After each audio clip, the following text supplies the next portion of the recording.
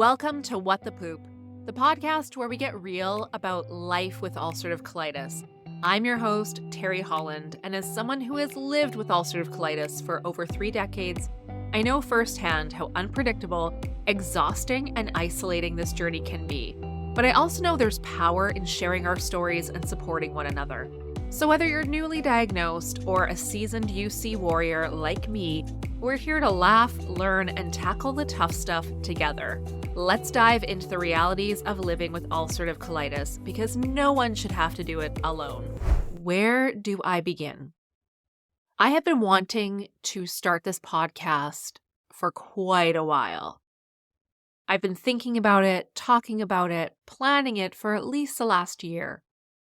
And it's taken me until now to actually begin because I didn't know where to start. I've been living with ulcerative colitis for the last 30 plus years. I was diagnosed when I was 12. I started getting symptoms around age 11.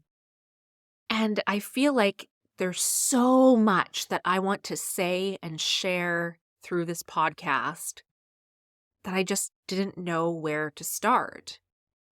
I think I got caught up a little bit in it has to be perfect, it has to be right, because this topic is so important to me. It's been such a huge part of my life that I want to get it right. And then finally, I just decided the only way to start is to start. So here we are. Now, if you're listening to this, chances are you have ulcerative colitis or another form of inflammatory bowel disease, or you know someone who does, because otherwise I don't know why you're listening to this show. Other than it's called What the Poop. And if you're here just for poop talk, maybe leave because it's not that kind of a show. It's not that kind of a show. But we are going to talk about poop. We're going to talk about everything to do with inflammatory bowel disease. I'm going to talk mostly about ulcerative colitis because obviously that's my experience. But we're taking the lid off this. We're going to talk about everything. No topic is off limits on this show. And for those of you listening, if you have questions, if you have things that you want to share with me, I really encourage you to reach out because I'm going to do Q&A episodes where you can ask questions and I'm going to answer any question you have. Nothing is off limits. So let's start at the very beginning. I think that's a good place to start. Let's start at the beginning. I was 11 years old. I had just had the flu. I don't know if that's relevant or not. I don't know if they're connected. But it's important for the story because the first time I saw blood when I went to the bathroom, I thought it was because I just had this horrific flu and I didn't say anything about it because it's embarrassing. It shouldn't be embarrassing, but it was embarrassing, especially at 11 years old. Put yourself in my shoes for a moment. 11 years old, you know what's happening at that age. Puberty is hitting. So I was feeling all kinds of discomfort in my body, and now I'm bleeding when I go poop. So at first, I just ignored it. I thought it'll go away, and I thought it had something to do with the flu. And after about a week, it wasn't going away. And I had to tell my mom. You can imagine that she freaked out. And my mother is not the best at dealing with things at the best of times. She was not good with this by any means. She lost her mind. And that began a whole series of medical appointments, tests, poking, prodding. Going through the process of getting diagnosed with ulcerative colitis. If you've been there, you know, and I think most of you have probably been there. Those tests aren't fun. And they're especially not fun at 11 years old. And then about a year later, I think it was about a year, it's hard looking back, right? Because our memories get distorted as we look back at things. And so I think it was about a year. I got the official diagnosis, ulcerative colitis, and I was told I would have this the rest of my life. I remember how I felt. I might not remember the timeline accurately, but I remember how I felt. I felt hopeless. It felt like my future had just been taken from me. It felt really unfair. No one in my family had it. And here I was, I hid it for a very long time from any of my friends. They just knew that I was the sick girl. I was always missing school. I was always getting sick. I wouldn't tell my teachers, even though they probably would have been a little more understanding of my attendance. But I didn't want anyone to know because I carried so much shame for what was going on with me. That's one of the reasons why I'm doing this show, is because we shouldn't feel ashamed of these things. This is just a part of our lives that we have to deal with. And I have been through, since then, all the ups and all the downs with this horrendous disease. And that's what I'm looking forward to sharing with you the most, is what I've learned, what I've gone through. I'm looking forward to maybe having some of you on the show as well to share your stories and journeys, if you feel so inclined.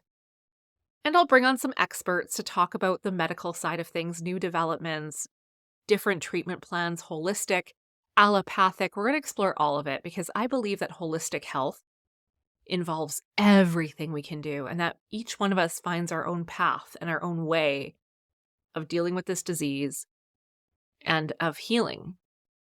So that's what we're doing here. If you've been following me already on social media, you'll know I've been a podcaster for 9 years. My other show is very successful, called Success in Mind. And I launched that show in 48 hours. It didn't take me long at all to get that one started. Did not take me the year that this one has taken, that is for sure. And that one's all about mindset for entrepreneurs. So if you're also an entrepreneur, you might want to listen to that show too. I'll link it in the show notes for you. I've talked a bit about my journey and about ulcerative colitis on that show in more candid episodes. But I felt like this topic really needed its own space to breathe, to fully explore. So that's what we're doing. I'm going to be fully honest with you right now and let you know I'm eating chocolate cake as I record this. Not a regular part of my diet, but I felt like if I was going to be brave and put myself out there in this very vulnerable podcast, I was going to treat myself to some chocolate cake while I do it.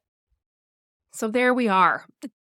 There we are, eating chocolate cake. And I know I will suffer with a stomachache later, but right now it is worth it. It is so worth it in this moment. So back to the beginning, back to the story. Getting diagnosed at a young age, I didn't tell anyone other than my family. My family knew, of course.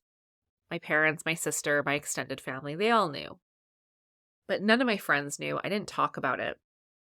I didn't talk about it all the way up into my mid-20s, and I think the first person who I actually told, well, no, I was going to say my husband, but no, I did tell my best friend at the time, Morgan. We went to theater school together, and she knew about it. And then I told my husband when I met him. I asked him fairly recently, like, when did I tell you? Because I remember it being a big deal because he was the first boyfriend that I told. And actually, that's not true either. Man, I'm getting this all messed up. I had told a previous boyfriend because I got hospitalized while we were dating. He had to know. Okay, so Greg wasn't the first and he wasn't the second one I told, but he was one of the very few people I opened up to about it. And we're going to talk about that, and I'll do a full episode about that. How do you tell your partners? Because I know that can be a touchy issue of when you're dating someone. Do you want to tell them that you poop blood? That you get chronic diarrhea and pain? It's awkward, right? So I couldn't actually remember telling my husband. I just remembered that I told him. So when I asked him about it, and I said, when did I tell you? Was it early on? He said, it was the first day we met. And here I had made it in my head like it was all this build up to telling him and this really big deal. And I guess that really speaks to how much of a connection we had immediately, that I felt safe telling him right away. But I guess I told him the very first day we met, which was almost next week. It will be 20 years from the day we met. So it's been a journey. This has been a journey, and some episodes you can look forward to. We're going to talk about the things that, by the way, when I say we, I mean you and I, because it's just me recording this show. But I feel like this is a two-way conversation when I'm recording. So when I say we, I mean us, like you listening, me talking. So some episodes I have planned for you, things you can look forward to, the reasons why you're going to hit that subscribe button right now.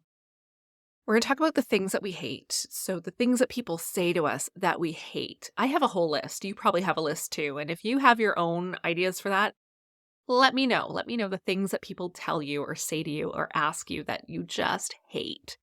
We're going to talk about it. Things not to say to someone who has ulcerative colitis. We're going to talk about the dietary stuff. I'm going to bring on nutritionists to talk about that. We're going to talk about what it's like living with invisible illness, because this is an invisible illness. We can, for the most part, we can go about our lives and people would look at us and not know that we're sick, and yet we suffer quite a bit. We're going to talk about remission and what that's like, going into remission. We're going to talk about coming out of remission and what that's like when things fall apart again.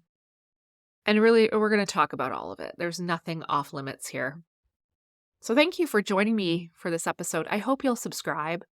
I hope you'll engage with me outside of the podcast on social media. I'll put my links in the show notes because I really want to hear from you. And I don't want this show to just be about me talking about my journey. I want to share other people's stories. So please share with me. Just know if you send me anything, I may use it on the show. I will check with you if it's okay to share, and I will check with you if you want your name shared or not.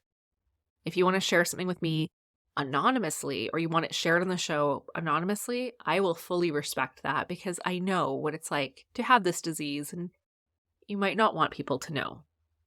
Okay, I think that's it for now. I hope you'll come on this journey with me. I'm excited to share this with you and to share this part of my life. For those of you who are coming over from Success in Mind, this is going to be a very different kind of show. It's a little more vulnerable.